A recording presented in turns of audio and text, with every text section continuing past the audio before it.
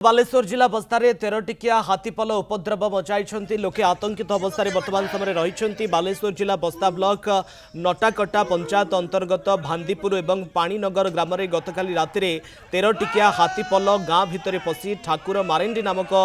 जनक वृद्धा कचाड़ी मारिबा सहित व्यापक धान फसल नष्ट करिसेंती। मयूरभंजर हाथीपल आसी सीमांतवर्ती गाँ गुड़िक पशि आतंक खेलाइबा सहित धन जीवन नष्ट करुवा बेले वन विभाग कौन पदक्षेप नेउ नथिबा अभियोग करिसेंती लोके। तेबे धार करज करी चाष करिथिबा चाषी माने फसल नष्ट हेबा परे किभली ऋण परिशोध करिवे से नै चिंतारे अछंती। एनै क्षतिग्रस्त चाषींक सह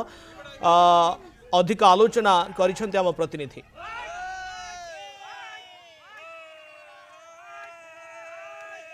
बालेश्वर मयूरभंज सीमांत रे जंगली हाथी उपद्रव गतकाली विलंबित राति रे जो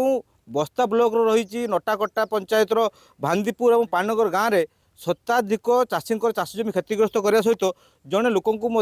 मारी तेबे जदि कही रखा जानी मयूरभंज सीमांत जो रही जंगल जो रही जंगल में दीर्घ दिन धरिकी हाथीपल रही आसु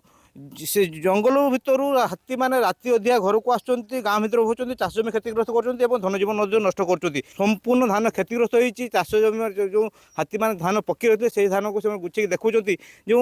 चाष करते चाषी मैंने चाष करते ऋण गंडा कर चाष करते किभली भाव ऋण परिशोध करेंगे से चिंतार मध्य रही। आम सहित किसी चाषी अच्छा आलोचना करवा जो कौन सब काली केत हाथी आसते कौन कौन क्षतिग्रस्त होती चाष जमी क्षतिग्रस्त होती। आज्ञा